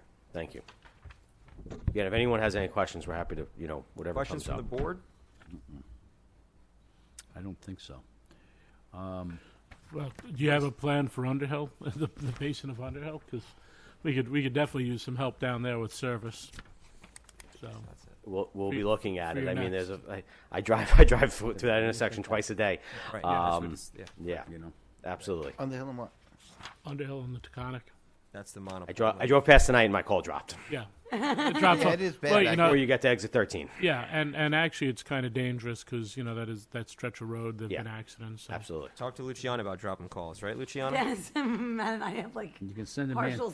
partial scenarios. But the one we did on Quinlan really made a big difference. in Oh, town. it did. It Yeah, did. I mean, It did. made a tremendous difference. Yeah, Yeah, I see, you can see that there. Send a man to the moon, but you can't talk You on guys your can cell see phone. this? It's This is interesting. The visual. We're getting there. This is actually, I think, where Mr. Mills. No, this is out of Jefferson Village, looking towards where it's going to be. I would just, I think that's important that we get. Have you spoken to the folks over at Jefferson Village? We have not. No. Okay. But I we're think- happy if you want to pass along after. Yeah, contact, or I think we should make that outreach Either way, as well. we're happy to speak with them. Because I think it's important for them to see this, Yep. see the. Yeah, when you look at the visuals, I mean, it's really you almost go eye blind to the Con Ed towers. Yeah, right, right. There's no doubt about it. Do you have any plan to assimilate, fire and EMS? Absolutely. with the So towers? part of the Talk to me lease, about it. part of the lease is that we make space available in the compound and on the tower, free of charge for the town's emergency services. On top of that, as part of the lease, we give the town $25,000 towards the equipment, plus the rental, plus everything else. So we make the site available. We build the infrastructure. If their equipment's ready to go and we're building the tower, we'll put it up there, but we also give them the money to buy the equipment. And we've worked with your police and fire on other sites, both on town property, the one up on Quinlan, but also on other sites that we've done in town. So we've been in pretty good communication with your emergency services, and that's one of the benefits of Homeland Towers. I mean, that's what they do. I mean, they want to work with municipalities because that's the added benefit. Sure. Good. So we're looking for community partners, Actually, this not is- just people that want to build stuff, No, I mean, I think it's appreciated. I think the public-private partnership is the way you get things done nowadays, particularly infrastructure. So, I sat here tonight and I've listened to infrastructure project after infrastructure project, and people take it for granted. Yeah. And this is infrastructure. This is water. This is electricity. This is telephone. I mean, this is right in line with all the other infrastructure projects that are necessary. Generator on site for. Most of the carriers, and we'll make them do propane because of the surrounding wetlands. Mm-hmm. But we've included that area in the compound. We have space in the compound. We're designing around that. We'll ultimately design, and we'll come back after the lease, after the parkland alienation. We'll come back for the wetland permit from the town. We'll do all the mitigation plans. We'll do the tree planting. We'll do all of that as part of that process because it is a constrained site, and we need to satisfy both the town and the DEC. Right. So we have to really make sure. Yeah. Yeah, we have to make sure that we have to make sure our engineering is tight. Yeah, I just want to make a point that the planning board's memo that we received states that they have no objection to the placement of a communication tower at the location and has no objection to the town board advancing the agreement with the applicant. So we appreciate that. They did ask, obviously, and we'll keep them in as part of the process, but the opportunity to review and comment on the plans as they become more developed, which I think Yeah. is only the right thing to do, Absolutely. just to get their perspective on it. And so we'll keep them included as you move forward. So I think from here, it sounds like we need to reach out to our state legislators to figure out what their timing is for the rest of their legislative calendar. I was under the impression that they only have, I think, 5 more weeks, which at this point it's actually less than that. So we'll confirm that, and then we'll if they feel that it's something that they can accomplish from a alienation standpoint, if there's no objections from the board, and I'd like to hear feedback from all of you about moving the application forward. Just for the folks out there, the rental on this for the land use would be. So it's a good question. So we have a couple things consistent with what we've done in the past. The $2,000 a month or 35% of the revenue that's coming in. So you have a minimum of $2,000, but you get up to 35% of the revenue. And that's why we design it for the co-location. Avoid the proliferation of towers, but also get everyone on the town property, control the site under the town's control, and you get 35% of the revenue, plus the $25,000 up front for the emergency services.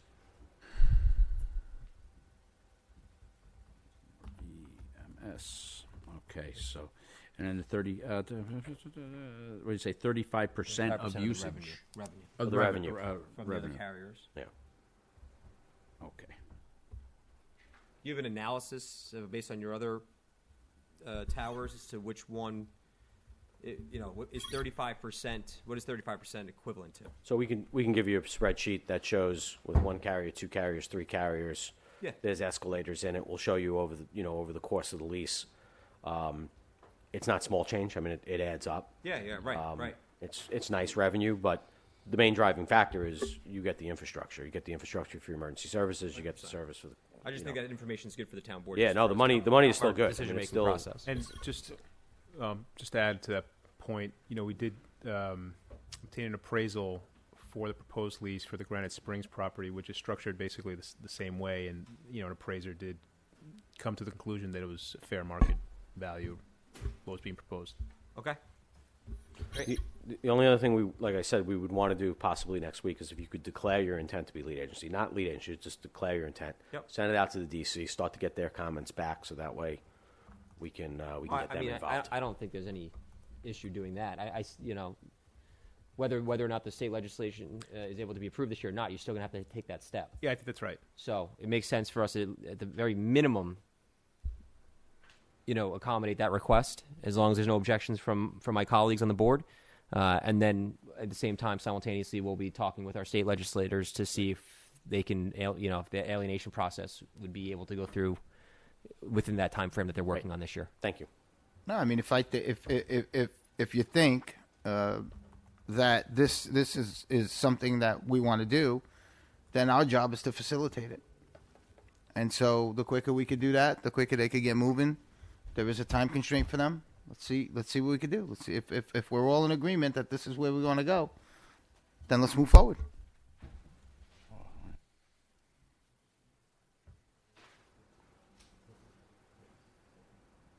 And to your point, I mean, we're just trying to be very methodical in our steps. Yeah, no, yeah. Yeah, no, I think that you already have a plan. Yeah. And I just want to also point out once again that that Cityscape came in. They did a wonderful analysis that the town board sat through, several presentations. They have a full report that they provided us, and it did show once again that there's a capacity issue when it comes to mobile devices within our community, not just our community, but all communities. And we saw that really grow considerably during COVID, and it hasn't gone away. I mean, when you think about how many devices people are on in their house, in their cars, so on and so forth, there is a capacity issue that we're trying to address. It's remote learning. It's working from home. It's telemedicine. It's exactly. I mean, it's streaming. And the things that are coming that 10 years ago when you got your iPhone, you didn't have Google Maps. You never heard of Google Maps. Didn't exist. Right. And now I can't go any place without Google Maps. I can't find my way. I know my father keeps saying you got to get lost to find places, and I'm like, I do find it amazing. Like back in the 80s and 90s, I could drive someplace once, and you would know it, and I would know it. Yep. Yeah. Now I could drive to the same place 7, 8, 9 times, and still have to look it up. That's right. Yeah. There's a reason for that. It's not It's not the cell phone. That's even. But you might be right. I can't argue with that. I love you, remember man. having to find a payphone. Right? Find a payphone. Okay, so you want to. Okay, MapQuest. Remember MapQuest? So do you want to laugh? Walk down the hallway and look at the payphone. Yeah, I right, know. yeah. The one But that's if I empty. look That's at- empty. Pat Caparella won't let that go anywhere. Don't worry. Yeah. And even with my plan, like the amount of texting my family does versus like actual phone calls. It's not only a proliferation of additional devices and additional uses. It's using your your current device Robust more. proliferation? Everything. How many of you You guys guys talk? got to write this down because you guys Come can look on, them let's up. hear that again. So- Robust And proliferation. And how many? Right, How those many are the times words. do you I call mean, Siri? Do you I'm- talk to Siri? No, I don't use iPhone. Come on, iPhone. I'm not an iPhone guy. I'm not an iPhone guy. I'm a So- Samsung guy. So anyway, that's like the cola wars, right? Samsung or iPhone. So no, I mean, I'm on my phone just constantly. Yeah. It's just all Well, to day do and all business, night. to get into college, to make up an application to college, you have to be on wireless. You have to have that connectivity. You have to have that broadband, whether it's at home or on the road. You have to have it. And Kids are coming home with their Chromebooks. That's right. And our generation has embraced it, but the next generation behind us, they live on it. I mean, they really do. So, thank you for your time. Thank you very tonight. much. Thank We you. appreciate See it. you next week. Yeah, Thank you. absolutely. Thank you you. so much. Okay, and batting cleanup, we'll invite our town engineer, Dan. Dan Ciarcia. I just saw him. He was just here. Serafina, wasn't he behind you? He was just there. Gee. We All haven't right. been In the bothering John. meantime, let's go to while we wait for him. We'll go to resolutions. If someone, would you mind just putting your head downstairs to see if he's down there? Thank you. In the meantime, we'll do resolutions.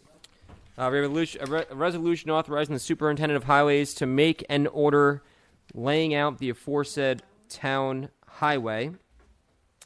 This is in regards to the Cat Hill subdivision, and I want to thank our highway superintendent, our town attorney, and our assessor for getting this done. What's that? You were looking for Dan. I'm like, No, he's you're not. mad.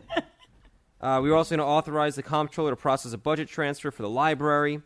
This is to engage an architect to prepare design, services, study, and for a cost estimator to upgrade library service spaces. When we have something to present to the town board, Yvonne's going to be here, but she's got some great ideas that I think are going to be fantastic for the library. But I think this is an important step for us to take first.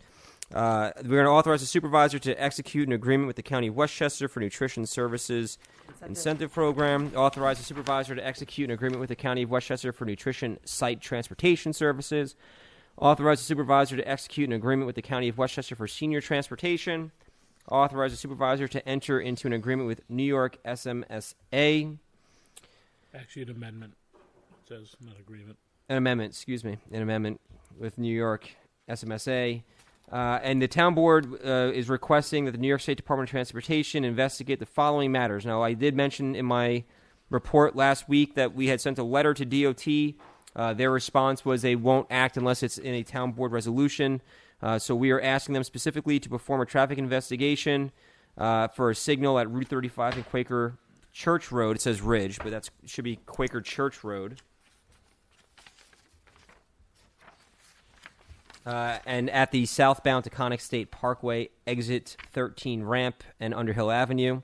We're also asking them to evaluate the traffic light sensors at Lee Boulevard and Route 6, which we received reports of that they were not cycling properly. And the last item that's not on here that should be, so if we can amend this, is also to request them to address the obscene litter on Route 6 between Yorktown and Baldwin Place. Matt, can we add one more thing to that, too? Sure. I've been told that the light at for the mud pit and Route 6. What is that? Sunnyside. Sunnyside. The mud thank you. hole.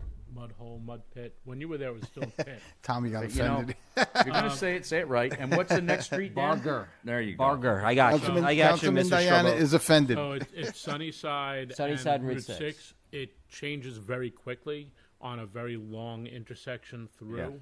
And there have been a few So accidents. can we amend the resolution, Maura, to include an investigation into the cycling of the light, the sensors and cycling of the light at Sunnyside and Route 6? And the other was request. Litter, for them to address the obscene litter on Route 6 between Navajo Road and Baldwin Place, because I receive a number of complaints from residents about that. And that's not only a state road, but that's also the town of Somers and the town of Yorktown. But we're happy to help out our neighbors in trying to get it addressed. Navajo Road and where? Navajo Road and Baldwin Place. Thank you. Yep. Just on this authorized to settle litigation with Con Edison with resolve to a punctured gas line. Did we hit something? Or? Adam? Yes, sir. Can you just provide insight on the last resolution regarding the Con Ed settlement? Sure. It's fairly simple and straightforward. It seems like when the highway department was doing some work on a road, they accidentally punctured a gas line. Oh, okay. I know where this is. Yeah. Alrighty. Yeah. So we also have that to authorize supervisor to settle litigation with Con Ed. We also have 2 out of closed personnel. I'll read them in their entirety. Be it resolved that Patricia Marino of Yorktown Heights, New York, is hereby appointed to the Civil Service Title Office Assistant Auto Systems Job Class Code 0750-01 from eligible list number 02-140, effective May 23rd, 2022, to be paid at the rate set forth in Yorktown CSEA Salary Schedule A1 Group 8, Step 3, which is $61,085 annually, with benefits such as sick days, personal days, and floating holidays to follow the CSEA agreement. Be it resolved that this is contingent upon successful completion of a drug test. Be it resolved that Patricia Marino will report to work at the Parks and Rec Department on May 23rd, 2022, and this date will be used as the first date of appointment. Be it further resolved that this appointment is subject to a probationary period of not less than 12 nor more than 52 weeks, commencing on the first date of appointment on May 23rd, 2022. I'll hand that over to our Deputy Clerk. And then we also have another be it resolved that Stephen O. Proctor of Yorktown Heights, New York, is hereby appointed to the Civil Service Title Laborer, Job Class Code 0425-05, to be paid from Yorktown CSEA Salary Schedule A Group 5, Step 1, which is $46,389 annually, with benefits such as sick days, personal days, and floating holidays to follow the CSEA agreement. Be it resolved, contingent upon successful completion of a drug test. Be it resolved that Stephen O. Proctor will report to work at the Parks and Rec Department on May 23rd, 2022, and this date will be used as the first date of appointment. Be it further resolved that this appointment is subject to a probationary period of not less than 12 nor more than 52 weeks, commencing on the first date of appointment on May 23rd, 2022. Do we have a motion for... moved. Second. All in favor? Aye. Aye. Any opposed? Motions carry. I just want to take a moment and wish Ed and Carol a happy 30th anniversary. Happy anniversary. Happy anniversary. I still don't know how you did it. I don't know how Carol did it. I keep her sedated heavily. Congratulations, Carol. Now I know why they have an apologize. emergency ice cream shop. Yeah. All right. Poor Carol. Our best is St. Carol, because she is a saint. Oh, we got one more thing. All right, Mr. Ciarcia, you're still on the agenda. I'm not letting you off the hook. Let's talk east of Hudson first, if we could. Ridge Street. Proposed phosphorus reduction project at the bottom of Ridge across from Route 35. Right, there's a large town-owned parcel at the bottom of Ridge Street on the, this had been proposed a few years back. Yep. So the East of Hudson Corporation now is, apparently it's, appears to be funded. Kevin was going to be here with us this evening, but he's recuperating from COVID, so we didn't encourage it, nor did he want to show up. Speedy recovery, Kevin. But so hopefully Kevin will be here next meeting or whenever Well, I the think- board wants to reschedule him. Yeah, but unfortunately, okay. So I thought we were going to get him on the phone, no? Because I thought there was a time component because of U.S. Army Corps of Engineers. Were we going to get him on the phone, Jenna? No? I have his phone number if you want me to try and reach him. No. All right. Well, maybe we can bring him back next week if he's feeling better. And what I'll do, I'm going to try and set up and just have a meeting with him. You know, Okay. just iron it out on the technical details.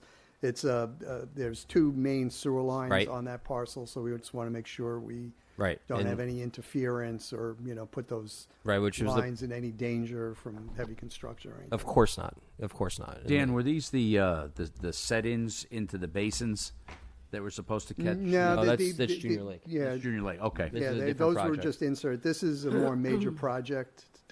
They'd be clearing a large area and putting in biofilters. Mm-hmm. Okay. So it's a larger practice, and actually it's a size tributary area drains down there. through that water course, right behind Brookside and all that. So it's a good flow. So you really need something substantial to try and have any benefit over there. Yeah. So that's their And when the proposal. East of Hudson Corporation is looking at phosphorus reduction, they've identified this as one of the larger projects that they'll be able to really take out phosphorus from the watershed, which we really do have a responsibility to do as part of our participation in the East of Hudson Corporation and the bubble compliance that we're under. Yeah, and you know, it sort of works out well in that it's both a town-owned piece of land, it's a decent size, and it's at a location where it's practical, where you can, you know, treat phosphorus effectively, put a big enough practice to do some good. Okay. Jenna, can you just reach out to Kevin this week to see if he's up for coming in next week? And this way we can try to move this. I thought there was a timeliness matter with the funding and the Army Corps of Engineers involvement. All right, Dan, then let's move on to Town Hall remediation. Don't go anywhere. I wasn't going to. I emailed you some stuff, but if not, I have. I don't have my laptop in front of me now. All right, so we'll go old school. We're going to go old school and come on up. Either that or I could. I didn't Can you, get anything would yet. we be able to pop it up there? If he wants to email. Did you email it to her? If you pop it up to the screen, then everyone can see. Don't touch it. Don't touch it. No, Dan, here. I'll do it from here. Where is it?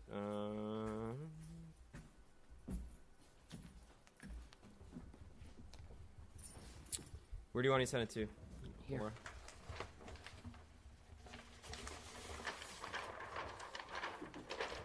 Just an update from our traffic safety officer who happens to text me. DOT is working on that particular intersection. Which one? That would be DOT is working on a program to replace the current traffic loops and a few lights that use cameras using artificial intelligence to control the loops instead of the current magnetic loops. Verdi was installing them. Verdi is the electrical company. Was installing them this week at Route 6 at the Taconic State Parkway, northbound exit ramp, and Route 6 and Lee Boulevard. So those are, if you see the trucks out there, that's what they're doing. They're going through that. But not Sunnyside yet. Not Sunnyside yet. No. Thank you, Rob. And I just heard too. I'm not sure which one it is, but I had heard that a contract was let to replace one of the Route 118 culverts, but I'm not sure which one it is. We haven't heard. Okay. No Yeah, one I heard it through WSP was involved, so they. At 500. Jesus. Easy. All right. Well, I'll tell you a little bit about. So, you know, the site plan now we've revised based upon our recent conversations. So now what we did was kind of move to just getting the details worked out to renovate the entrance, which includes rebuilding the stairs, putting a portico on the front of the entrance. So we're sort of getting down now to the nitty gritty. We're proposing to do some bollard lighting. I have to just go through what I need to do. We need to get an easel here again also. My watch was telling me I had to stand up again.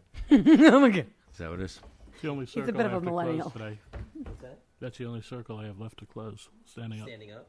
Oh, there you go. So basically what we're doing is we're just following that existing roof line out. And It looks beautiful. It's going to pop all the way out. Right. Yeah. And To the end of the steps. and- so you have some cover, and- so when you're standing in the rain and the doors are locked like they were today, right. you're You going to would, be covered. yes, it would have really come in handy today. You don't have a key either? Of course I did. Oh, I do not. Still got to reach into his Sounds like pocket. you You got to be on here 3.5 years to get a key. Dan, which one do you want to? That's code. The portico or the other? Just one? 3.5. The portico. Here doesn't mean I should be standing in the rain.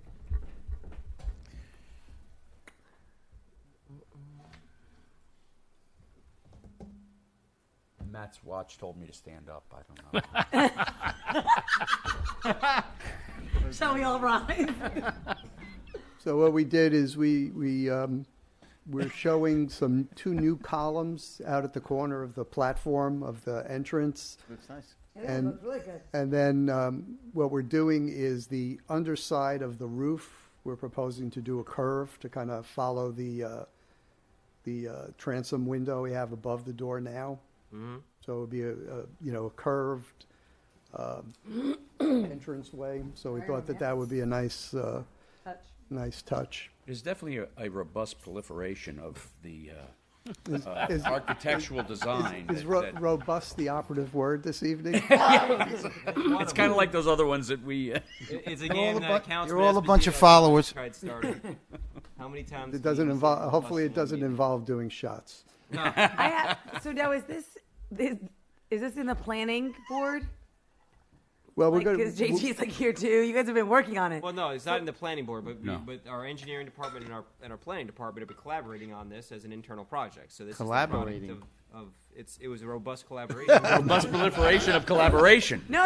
So I'm just saying because it looks fantastic. I want to get started. So like, does it have to go back to planning? No, Like- no. This is not before. Well, the planning board. This what is we strictly we before. want to It's do got the though. wood outside. Okay, good. That's what I'm asking. With our department heads in our departments, this is what they can produce. But we do want to share it with the ABACA. Yeah, I think it Yes. should go to a Get bond. their feedback. Agreed. Now on the It's beautiful. on the walkway. So I'm sorry. Did you say there was going to be a side door there? So, or can I just not see that correctly? No, there's no side door. There's just Sidewalk. the handicap ramp just kind of goes between the two columns. right between the wall of town hall. That's the landing. Yeah. That's the landing. The landing's in the front, the portico plan. Show me on here. Maybe if I sit up, like my watch told me to This part stand. right here is the land. So the landing comes up. Matt, This this is is the this landing. is your landing here. Oh, I see. It's in between the four This was pillars. throwing me off because it looks like it just goes right up to the side. So this is the ramp, and then this. I'm gonna Yes, flip I it. see. I understand. It's not in I 3D. understand. Yes. I was saying this was I throwing like me it. off the way that it led. Nothing told me to stand up though. So we're working on trying to select some railings. You know, I have a typical aluminum railing system there. Been working with John trying to pick out some products. We're also looking at, we added some lighting bollards. Beautiful. So the thought was to do, right from the parking lot up, do some lighted bollards and also, Those are LED too, right? yeah, maybe get rid of the wall packs in front of the building and put some up lighting. Are you doing concrete pillars, and then are you doing like wood pillars with AZAC? AZAC is the word. Am I right? Yep. Yep. All the way around, like on the Well, columns. the columns are probably going to be wood and reinforced fiberglass, but we're Oh, still okay, we're you still could we're use- still shopping Yeah. because we would, since there'll be a lot of traffic there, we'd like it to be the columns to be robust. Yes, Got it. there'll be a proliferation of traffic. That Oh needs my to be- gosh. As long as there's a good collaboration between the deck boards and the columns, we'll be all right. They'll be very Synergy. robust. The robust It's all vocabulary is synergy. incredible. The But reason for this, folks, in case everybody didn't know, it was the perfect time to do this redo of the front with the removal of the tank. We had to remove the stairs anyway to get underneath to do the cleanup. So hence the wood stairs for now, but we were coming up with this robust proliferation of a diagram Game over. that But wait, tell me, could they put in the deck going up the ramp? You know those you know how like the boards have those solar lights that are like in the boards? you're getting carried away now. Okay, I'm just saying. But People do that. Right, but I mean we have power. Yeah. It's I don't know. I like the power too, but I'm saying you could also. So it's the perfect time to get this up. And just to take that even one step further, we're working on, and Dan has been working on it diligently, getting the gas line to get run from basically across the street and down by the entrance to by where Firsty's is there, to come across so that when we redo boilers now, we'll be on, most likely be on gas. Yeah, no, we had a conversation with Con Edison last week because we were sort of blown away by the cost they initially proposed to us because they wanted to do it as a main extension. Yeah. But once we talked to their people, we worked out a plan which went back to our prior plan, which was more affordable, which was to just provide Town Hall with a gas service with the town participating in the trenching. Do we want to elaborate on cost, or should we hold that until we're Look, absolutely sure? No, I'd like to. But can we have a conversation though about updating the estimate? Because if you're telling me that it's less, I'd like to know what that The last part he wants to know. No, it's going to be in tune with what they proposed for the service connection, which is more like, probably going to be like 5,000, 7,500. But when it was a main, it was probably like I 15. still right? would like to have us have a conversation Yeah. with finance also to understand line by line, because the way we were looking at it before, it was almost 4 or 5 times the Yeah, amount. it was all over the place. Right. So I think we need to dial in on that number. Yep. So Yeah. we can have that conversation during the week. Yeah, and you know, also, it's probably another group, but there are subsidies now for going geothermal, so that might be something we want to integrate into, you know, one of the systems where, you know, we had talked about using heat pumps. So that's a possibility, and there's really great incentives through Con Edison, so that may be Well, let's something we want to explore it. pursue. Let's also make sure we dial in on the cost so we know, because the cost estimates, like to your point, have been all over the place. So I'd like to get a more definitive idea. Yeah, and I'll what have the to- proposal with the natural gas is going to cost there, and then we can take it a step further with the heat pumps. And if you want to look at geothermal, that's fine. But we really need to start understanding the dollars. yeah, we'll get it. You know, probably do is just we'll get up into your, you know, get in your office or down here with a whiteboard and just list it out so Yeah, we can. it should be a line by line So we can breakdown, so we know see what the where- cost Well, is. there's also, I think you guys authorized that engineer who originally did it. Yep. Was that authorized for him to do the change over to gas? To No, rebid? we haven't, because we Oh, never you haven't? settled. No, we haven't Oh, you settled haven't, on. okay. Because the cost for him to do that was considerable. Yeah. So I think we really need to revisit the numbers, because All right, again, well, think I we're mean, all over the place here. I really think it's the right job, because ultimately we're going to save a lot of money on energy. Which you're probably and right, and if but we and we you still know need what, to- if we we still need to if we know have what to the jump cost in, is. you know, we did the air conditioning last time. If I can find my old files, I'll do the I'm just saying, HVAC let's- stuff too. It all looks great. Gotta know the number. Let's dot the Okay. I's and cross the T's now on the finances. And also know, this is all great. What's the number? Okay, all right. A Lamborghini looks great too, but what's the number? What's the It's all number? affordable. It's creative financing. And value engineering. Yeah, You absolutely. want to show the next one so we can move this forward? Oh, I like that one. Yeah, so I think the only substantive, figures. the only, There you go. Jeez. Oh man. If you right click on it, you go open with. You could open it with Google or Yeah, something. right click on the actual The file. document? yeah. Right click. And then say open with. with. About 4 clicks down. One more. Open with Google Pick, Chrome. Yep, pick I Google, see it. Google Chrome, and it'll just Yep. open one time. Ooh.